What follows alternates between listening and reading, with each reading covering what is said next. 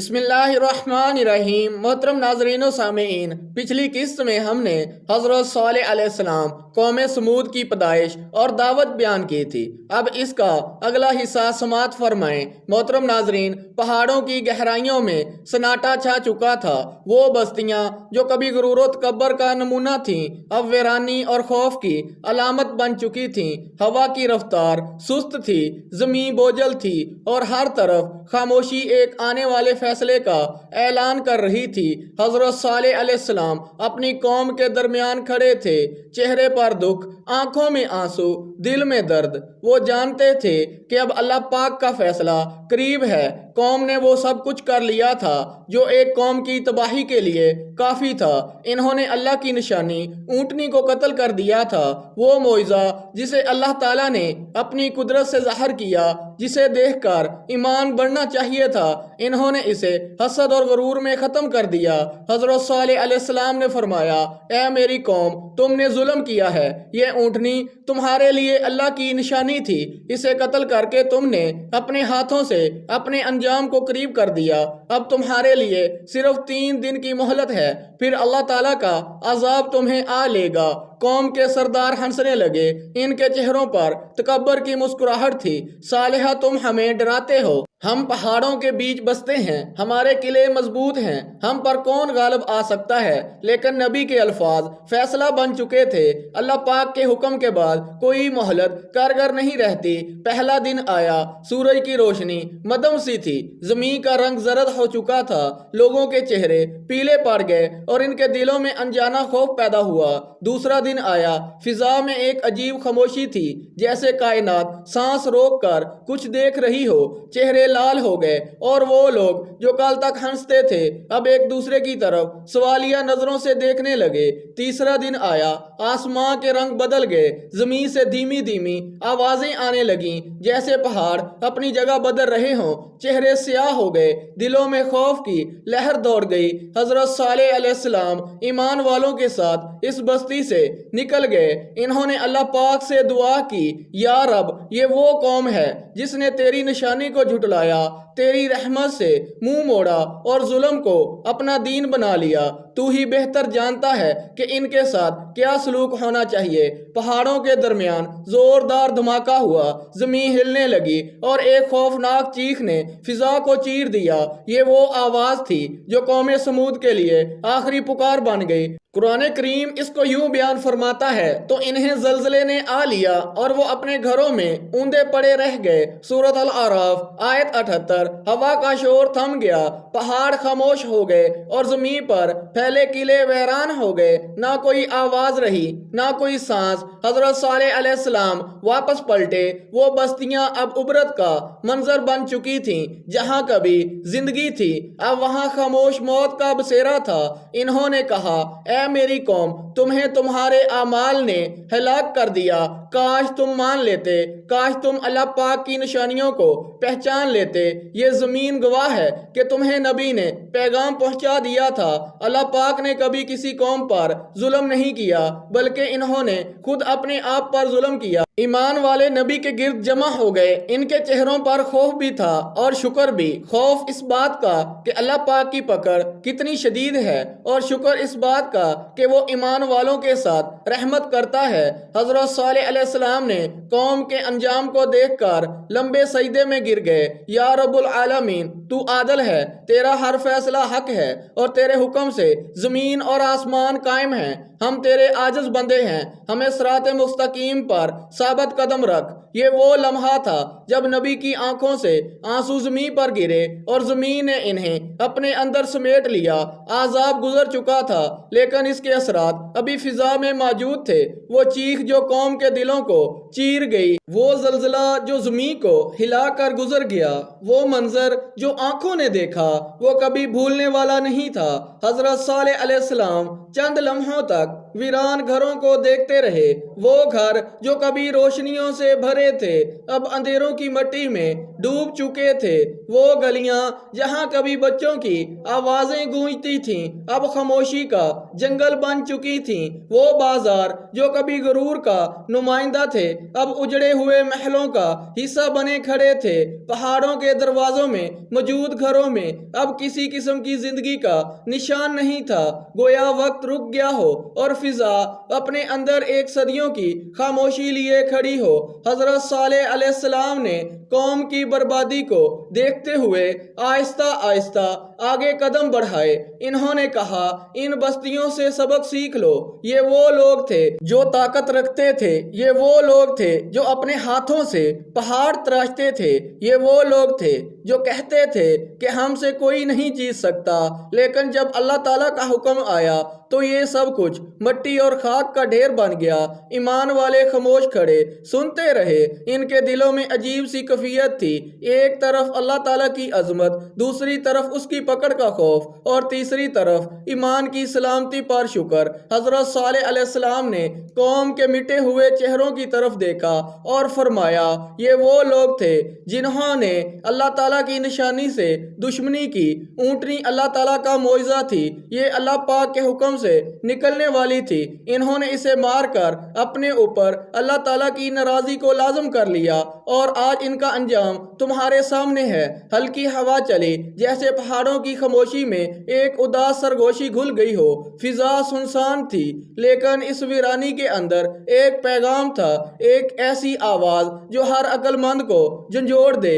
حضرت صالح علیہ السلام نے اپنے ساتھیوں کو مخاطب کر کے کہا، اللہ پاک کی شریعت میں زندگی تلاش کرو۔ جو لوگ اللہ کی نشانیوں کو جھٹلاتے ہیں وہ انجام ضرور دیکھتے ہیں، چاہے ان کی طاقت کتنی ہی کیوں نہ ہو۔ یہ زمین اللہ تعالیٰ کی ہے، یہ آسمان اللہ پاک کا ہے، اور جو اس زمین پر بغاوت کرے اس کا انجام ہمیشہ ایسا ہی ہوتا ہے۔ ایمان والوں کے قدم آگے بڑھے، انہوں نے بستی سے نکلنے کی تیاری کی۔ وہ جانتے تھے کہ اللہ کا فیصلہ مکمل ہو چکا ہے، اب یہ جگہ ان کے رہنے کے قابل نہیں رہی۔ چند عورتیں بچوں کو سنبھالے خاموشی سے نبی پاک کے ساتھ چلنے لگیں۔ وہ اپنے پیچھے چھوڑی ہوئی ویرانی کو دیکھ کر دھیرے دھیرے آنسو صاف کر رہی تھیں۔ بچوں نے پوچھا، اے صالح علیہ السلام، یہ لوگ کیوں مر گئے؟ نبی کی آنکھیں بھر آئیں۔ انہوں نے کہا، بیٹو، انہوں نے اللہ تعالیٰ کی نافرمانی کی، انہوں نے ظلم کیا، انہوں نے اپنے دلوں کو سخت کر لیا، وہ اللہ تعالیٰ کی رحمت سے بہت دور چلے گئے۔ جو لوگ ایسا کرتے ہیں وہ اپنی ہی راہ کھو دیتے ہیں۔ کارواں آگے بڑھتا گیا، ریت کے ذرے ان کے قدموں کے ساتھ اٹھتے رہے۔ لمبا سفر ان کے سامنے تھا، لیکن ان کے دلوں میں روشنی تھی۔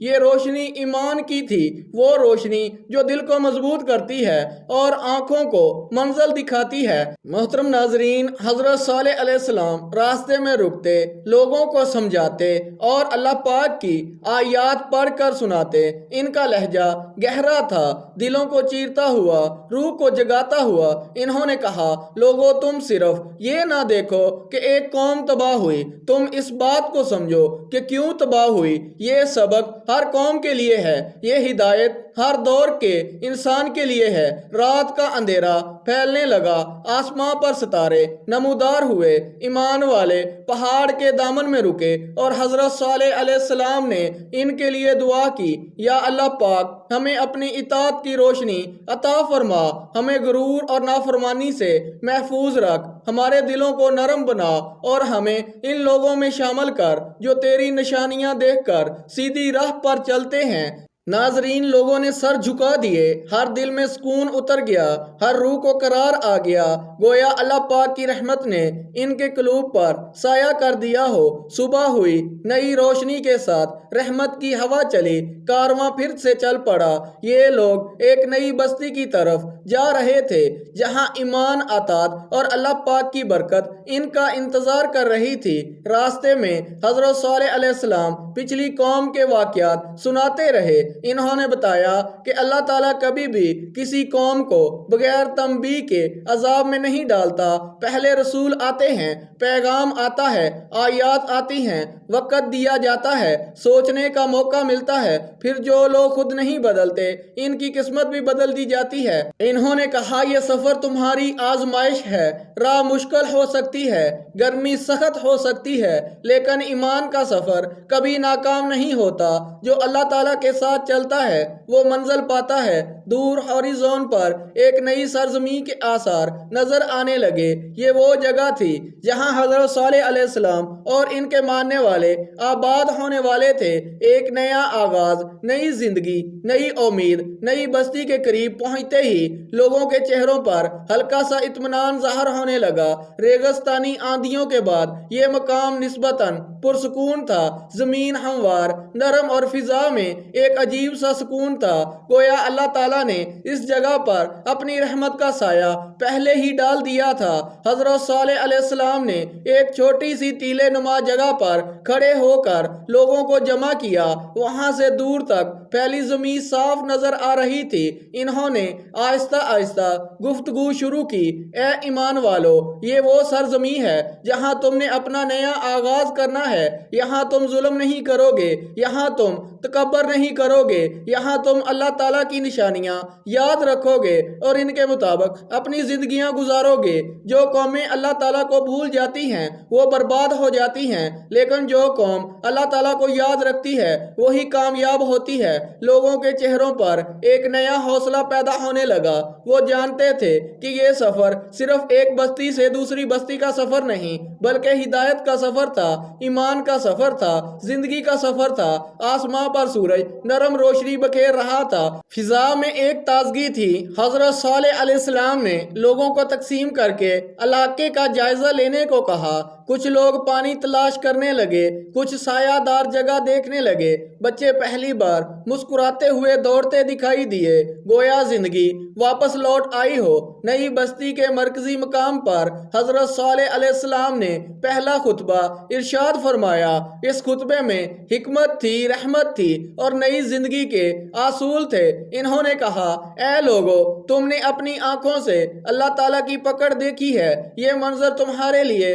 کافی ہونا چاہیے کہ کبھی نافرمانی کے قریب بھی نہ جاؤ۔ یاد رکھو، اللہ تعالیٰ نے تمہیں صرف بچایا نہیں بلکہ تمہیں ایک ذمہ داری بھی دی ہے۔ تم زمین پر اللہ تعالیٰ کی نشانی بنو، تم عدل قائم کرو، تم رحم کرو، تم محتاجوں کی مدد کرو، تم حق بات کہو اور تم نیکی کے راستے پر چلنے والے بنو۔ ہوا کے ایک جھونکے نے نیا سکوت پیدا کیا۔ لوگوں نے خاموشی سے سر جھکا دیے۔ ان کے دلوں میں حضرت صالح علیہ السلام کی باتوں نے گہری جڑیں پکڑ لیں۔ رات کے وقت لوگوں نے اپنے خیمے لگا لیے۔ آسمان پر ستاروں کی قطاریں تھیں اور درمیان میں چاند ہلکی روشنی دے رہا تھا۔ یہ منظر گزری ہوئی تباہی کے مقابلے میں ایک نئی امید کا در کھول رہا تھا۔ حضرت صالح علیہ السلام اس رات دیر تک جاگتے رہے۔ وہ دعا کرتے رہے، یا اللہ پاک، یہ وہ لوگ ہیں جو تیرے حکم کو ماننے والے ہیں، انہیں اپنی رحمت میں رکھ، انہیں برکت دے اور ان کی نسلوں میں